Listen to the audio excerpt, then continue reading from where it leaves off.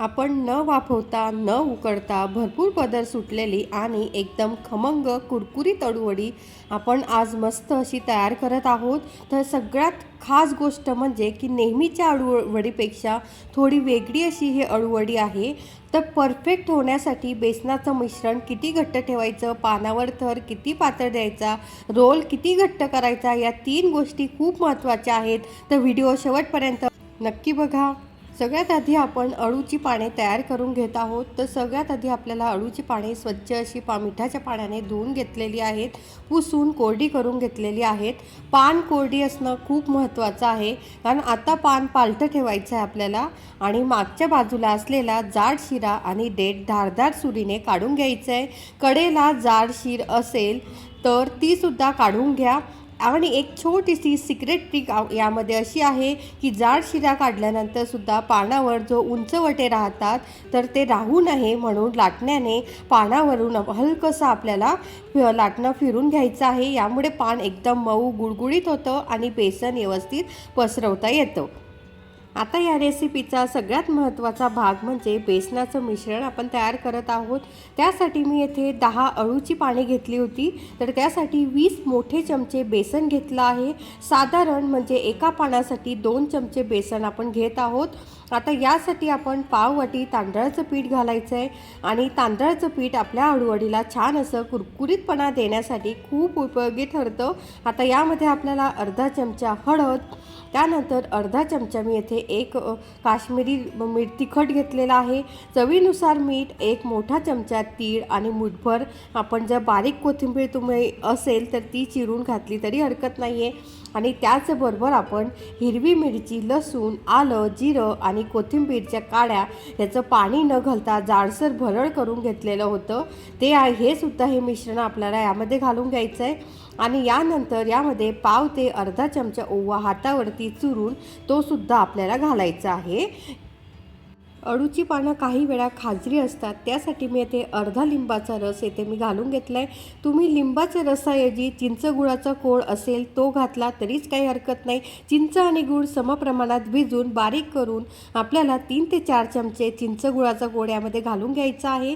एक महत्त्वाची गोष्ट यामध्ये की मिश्रण नेहमी अळूवडीसारखं सैल ठेवायचं नाही आहे। सुरुवातीला थोडं थोडं पाणी घालत याची कन्सिस्टन्सी ॲडजस्ट करायची आहे आणि मिश्रण खूप घट्टही भिजवायचं नाही आहे। सुरुवातीला थोडंसं असं घट्टसर ठेवायचं आहे पाण्याची कन्सिस्टन्सी। हे बघा, या पद्धतीने आपल्याला याची कन्सिस्टन्सी ठेवायची आहे। आता यामध्ये आपण थोडंसं मिश्रण हलकं व्हावं म्हणून छोटंसं चिमूटभर आपण सोडा घातला आहे। आणि त्याचबरोबर एक खास टीप म्हणजे की 1 टेबलस्पून कडकडीत गरम तेलाचं मोहन आपण यामध्ये घातलेलं आहे। त्यामुळे काय होतं, तळल्यानंतर वडीचं टेक्स्चर असं छान येतं, कुरकुरीत होतं आणि 2 मिनटासाठी हे मिश्रण आपल्याला रगडून घ्यायचं आहे। आता हे बघा, आपल्याला एक पान घ्यायचं आहे, पान आपल्याला पालथं ठेवायचं आहे। थोडं थोडं बेसनाचं मिश्रण आणि अंगठ्याच्या साह्याने आपल्याला हे बाहेरच्या दिशेने ओढत आपल्याला हे मिश्रण असं लावून घ्यायचं आहे पानाला।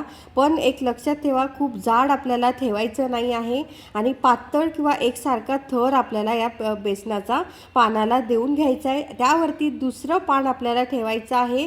ते आपल्याला इथे एक सिक्रेट अजून टिप्स की नवीन पानाचं जे टोकाची दिशा मागच्या पानाच्या विरुद्ध दिशेला आपल्याला हे पान ठेवायचं आहे। त्याला सुद्धा आपण असं बेसनाचा थर लावून घ्यायचा आहे। आणि असं करत करत आपल्याला 5 पानांचं एकावरती एक असा थर देऊन आपल्याला घट्टसर असा त्याचा रोल तयार करून घ्यायचा आहे। दोन्ही बाजूंनी आत असं त्याला दुमडून घ्यायचं आहे। शेवटी पुन्हा थोडंसं बेसनाचा थर आपल्याला लावून घ्यायचा आहे। आणि सगळ्यात महत्त्वाची गोष्ट म्हणजे की रोल एकदम घट्ट करायचा आहे। रोलमध्ये हवा किंवा पोकळी राहता कामा नये। दाबत दाबत मागच्या दिशेने ओढून आपल्याला हा रोल तयार करायचा आहे। त्याच्या कडाही आतमध्ये दुमडत आपल्याला जायचं आहे। कडाच्या साह्याने तुम्हाला दिसत असेल की जे पान आहे ते बाहेर येत आहे, ते सुद्धा आपल्याला आतमध्ये दुमडत जायचं आहे। आणि रोल जितका व्यवस्थित घट्ट असेल तितकी वडी कट करताना तळताना व्यवस्थित अशी ती तळली जाते। आता शेवटी बेसन टोकाला चिटकवून घ्यायचं आहे। हे बघा, 2 रोल इथे मी तयार करून घेतले आहेत। आता रोल आपल्याला वाफवायचे नाही आहेत म्हणून धारदार सुरीने पुढे मागे करत मध्यम जाडीचे तुकडे आपल्याला हे कापून घ्या। म्हणजे काय होतं, खूप जाड कापले तर आतून कच्चं राहण्याची शक्यता असते, म्हणून खूप पातळ कापले तर पदरांचा जो सुंदर असा लूक येत नाही. म्हणून मध्यम जाडी असं परफेक्ट आपल्याला हे कापून घ्यायचे आहेत. तुम्ही बघू शकाल मस्त अशा आपल्या ह्या वड्या कापून तयार होत आहेत आणि आता या वड्यांना छान असा आपल्याला आकार देऊन घ्यायचा आहे. आता सगळेच असे आपण हे दोघंही रोल मी येथे कट करून घेतलेले आहेत. आता आपल्याला जे तेल आहे ते मध्यम गरम असावं. पुरी तळतो त्यापेक्षा थोडं कमी गरम आणि वडी थेट तेलात सोडायची नाही आहे. बोटांनी हलकीशी आपल्याला पसरट करा आणि शक्य असेल तर हलकासा गोलसर आकार आपल्याला देऊन घ्यायचा आहे. त्यामुळे काय होतं, आतमध्ये गोळा राहत नाही बेसनाचा आणि वडी आतपर्यंत व्यवस्थित अशी तळली जाते. वडी तेलात सोडल्यानंतर लगेच हलवायची नाही आहे.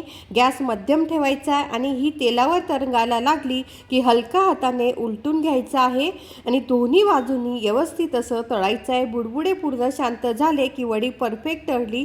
आता बघा मंडळी, आपली मस्तपैकी कुरकुरीत गुजराती पात्रा अळूवडी तयार आहे आणि एकदम खमंग कुरकुरीत आतमध्ये किती सुंदर असे पदर सुटलेले आहेत. आजची रेसिपी करताना त्या 3 गोष्टी तुम्हाला लक्षात ठेवायच्या आहेत की घट्ट बेसनाचं मिश्रण, पातळ थर आणि घट्ट असा रोल.